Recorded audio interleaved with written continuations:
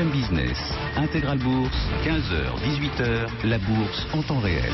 Voilà, 16h20 sur BFM Business, on parle comme régulièrement de l'investissement socialement responsable. C'est Frédéric Vuillot qui est avec nous. Frédéric, bonjour. Bonjour Guillaume Paul. Bienvenue, fondateur de Mediatico. On va parler du colloque annuel de Novetic. C'était en décembre, c'était ce mois-ci. Au début du mois. Au début du mois, exactement. Plus de 150 investisseurs responsables européens. Qui sont-ils? Comment travaillent-ils? Oui, c'est vrai que c'est un colloque annuel, toujours au mois de décembre, mais qui est réservé aux institutionnels.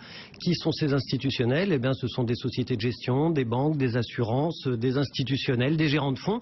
Et ils ont une particularité qui les rassemble, c'est qu'ils investissent sur le long terme. Et c'est vrai que quand on regarde le surplace que fait le CAC 40 depuis le début de l'année, c'est intéressant aussi d'imaginer qu'on peut se projeter autrement en matière d'investissement. On peut se projeter... La bourse est aussi fait pour ça à la base. Je parle même pas de 3 ans, 5 ans, je parle de 10 ans, 20 ans, 50 ans, parce que c'est là que sont les enjeux majeurs des investissements de demain. Et donc ils investissent à long terme et en plus ils concilient, ou ils cherchent à concilier la performance financière et la performance sociale et environnementale de leur investissement.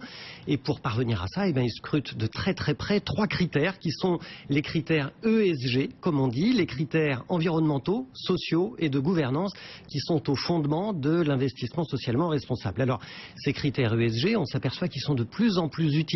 C'est en tous les cas ce que nous dit une enquête de Novetic sur le comportement des investisseurs européens, publiée au début de ce mois-ci. Une enquête qui a été menée dans 13 pays européens auprès de 185 institutionnels qui représentent ensemble 6 000 milliards d'euros d'actifs, donc ça n'est pas rien. Excusez du peu, oui. Eh ben oui. Et on s'aperçoit dans cette enquête que 72% de ces investisseurs ont formalisé à présent une politique ESG. C'est 7 points de plus que l'année dernière, donc ça veut dire finalement qu'ils sont plus nombreux qu'auparavant à donner des directives ESG à leur société de gestion.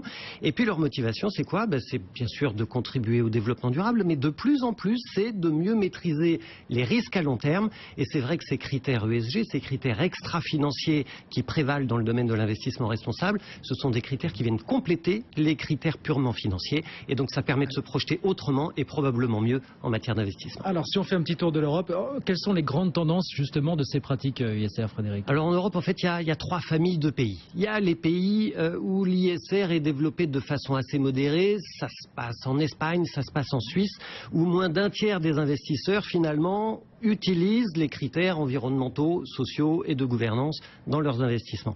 Deuxième famille, les pays intermédiaires où on retrouve l'Allemagne, le Royaume-Uni, la France, où plus de 50% des investisseurs ont formalisé une politique ISR, mais ils ne l'appliquent pas forcément à l'ensemble de leurs actifs. Et puis troisième famille de pays en Europe, les pays qui sont plus matures, c'est les Pays-Bas, la Norvège, la Suède, où 100% des investisseurs ont une politique ISR, et non seulement c'est 100% des investisseurs, mais c'est quasiment sur la totalité de leurs actifs sous gestion. Donc on voit que l'Europe du Nord est en avance dans ses pratiques, y compris par exemple en matière de transparence. En Suède par exemple, il y a 100% de reporting sur les investissements responsables. Et puis la France, elle, eh bien, on voit qu'elle peut progresser dans ses pratiques. Elle est dans la famille du milieu, mais dans la famille du milieu, on voit aussi qu'elle est un petit peu en dessous de la moyenne européenne, donc elle peut progresser, et en particulier elle est en retard, la France, en matière de transparence. Alors il y a différentes approches de l'ISR. Où est-ce qu'on en est finalement, Frédéric? Alors il y a le best in class, dont on parle régulièrement sur BFM Business, parce que c'est une pratique qui est très répandue en France. 41% des investisseurs français, des investisseurs ISR en France utilisent le best in class. C'est une pratique qui consiste à investir dans les entreprises qui ont les meilleures performances ESG. 41% des investisseurs ISR en France l'utilisent, mais ce n'est pas du tout la pratique la plus majoritaire en Europe, parce qu'en Europe, il n'y a que 29% des investisseurs qui utilisent cette technique-là. La pratique qui est plus utilisée, qui est même majoritaire, c'est la pratique de l'exclusion. 51% des investisseurs européens l'utilisent. Alors ça veut dire qu'on exclut soit certains secteurs d'activité dans son portefeuille, on exclut par exemple le tabac, par exemple le nucléaire, ou alors on peut exclure des entreprises ou même des États qui, par exemple, violent des conventions internationales sur le droit des enfants, sur les armes à sous-munitions.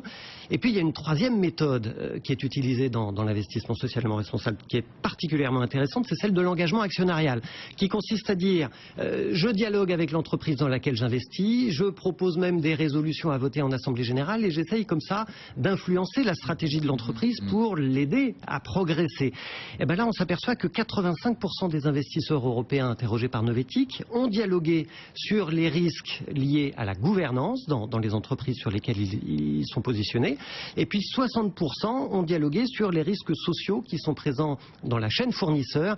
Et vous savez que quasiment 2 ans après le drame du Rana Plaza au Bangladesh, c'est évidemment un sujet crucial chez les investisseurs. Est-ce que ces investisseurs sont aussi mobilisés sur ce qu'on appelle le risque carbone, Frédéric? Alors en fait, on voit dans l'enquête Novetic que 23% seulement des investisseurs disent qu'ils ont parlé du risque carbone avec les entreprises sur lesquelles ils sont positionnés.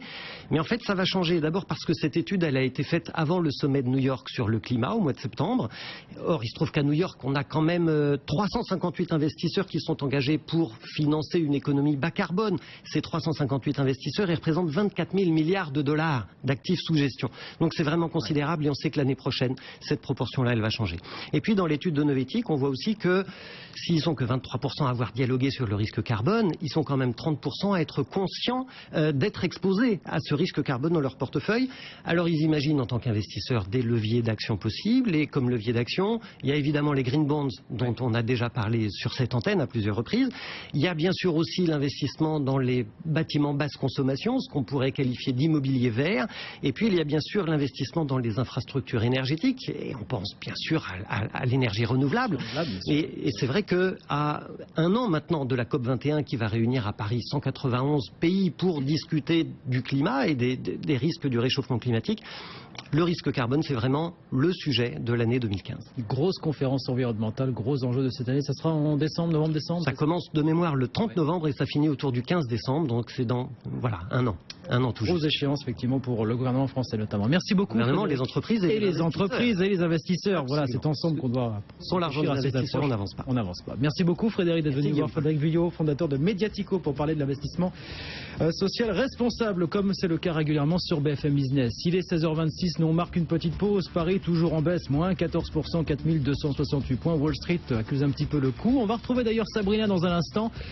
Sabrina qui ne sera pas au Nasdaq, mais en extérieur. On va aller fêter un petit peu le 31 décembre avant l'heure. On sera du côté de Times Square pour voir comment on prépare les festivités sur place. Alors que le marché américain lui a un petit peu de mal aujourd'hui. Mais enfin, pour une fois que ça lui arrive, on peut évoquer le sujet.